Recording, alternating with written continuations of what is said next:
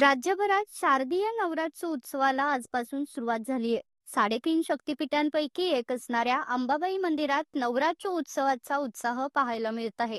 प्रथा परंपरेनुसार अंबाबाई मंदिरात तोफेची सलामी देण्यात आली आहे।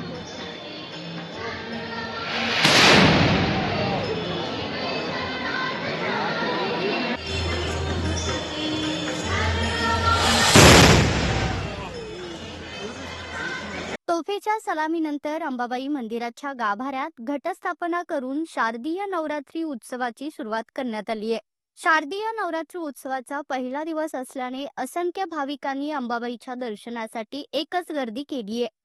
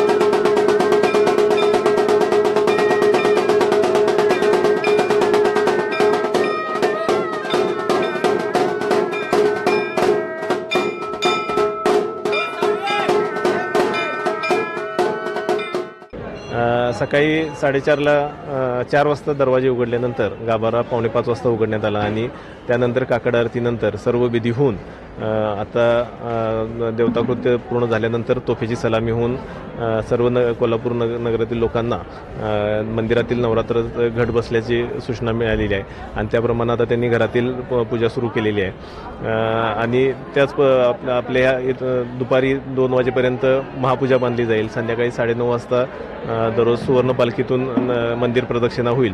अशा पद्धतीनं 9 दिवसाचे कार्यक्रम असणार आहेत। पंचमीला त्र्यंबोली भेटीचा सोहळा असेल, अष्टमीला नगर प्रदक्षिणा असेल आणि दसऱ्या दिवशी हा दसऱ्याचा सीमोल्लंघनाचा सोहळा असेल। अशा पद्धतीनं सर्व पारंपरिक सोहळे होणार आहेत। हे दर्शन रांग चांगल्या पद्धतीनं लवकरात लवकर दर्शन देण्यासाठी सुव्यवस्थित असावी म्हणून आपण आपलं पुरातन मंदिर असल्यामुळं मंदिरातील चढ उतार हे रॅम्पच्या सहाय्यानं आपण प्लॅटफॉर्मच्या सहाय्यानं झाकलेले आहेत। त्याचबरोबर मोठ्या पायऱ्या असल्यामुळं ते रॅम्पच्या सहाय्यानं आपण ते लोकांना सोयीचं केलेलं आहे। मंदिरातून बाहेर पडण्याची व्यवस्था ही पायरीवर चिंचोळ्या मार्गावर असल्यामुळं ते आपण दुप्पट क्षमतेच्या रॅम्पच्या माध्यमातून जास्त क्षमतेनं राहील अशा पद्धतीनं केलेलं आहे। त्यामुळं सकाळचा भाविकांचा दर्शनाचा वेळ हा 35 ते 40 मिनिटाच्या आत आहे आणि तो दिवसभरात 1 तासाच्या आत कसा राहील यासाठी आपण संपूर्ण नियंत्रण ठेवून आहे। भाविकांनी मंदिर परिसर फुलून गेल्याचे पाहायला मिळत आहे। भाविकांकडून अंबाबाईला साडी चोळी आणि खडा नारळाची ओटी आवर्जून भरली जाते। त्यातच आज नवरात्र उत्सवाचा पहिलाच दिवस असल्याने महिलांमध्ये देखील आनंदाचं वातावरण आहे। मी कोल्हापुरातून आहे, इथंच राहते। आज खूप छान वाटलं, इथं महालक्ष्मी मंदिरात आल्यामुळं खूप छान दर्शन झालं आणि आज पहिल्याच दिवशी म्हणजे योग आमचा की आज आम्हाला कुंकुमार्चनचा लाभ मिळाला।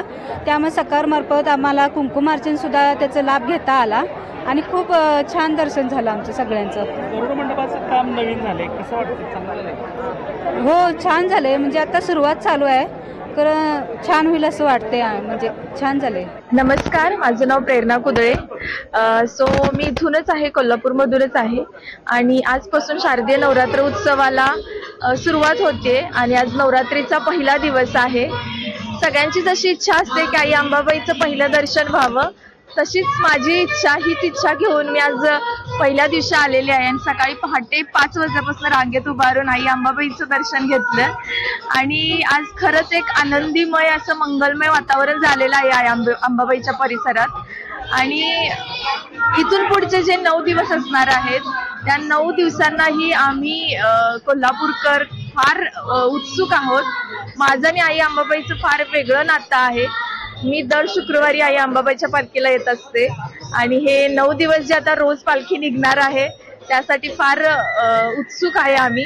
आणि आई अंबाबाईच्या चरणी हीच एक आम्हा कोल्हापूरकरांची प्रार्थना आहे, इच्छा आहे की असंच आम्हाला सुखात समृद्धात ठेव आणि तुझे अशीच आशीर्वाद आमच्या पाठीशी ठेव. धन्यवाद. मी आणि माझं गाडी कुटुंब आम्ही खानापूर तालुक्यातून रुमेवाडी या छोट्याशा गावातून जे आमचं कुळदैवत ज्योतिबा आहे त्यांचं दर्शन घेऊन आता सध्या अंबाबाईंच्या दर्शनाला आलो आहोत.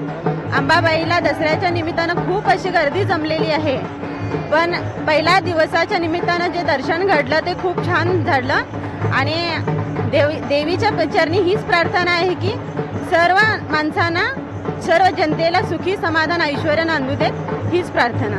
कोल्हापुरातील अंबाबाई मंदिरात नवरात्र उत्सवाच्या निमित्ताने मंदिर परिसरात धार्मिक कार्यक्रमांना देखील सुरुवात झाली आहे.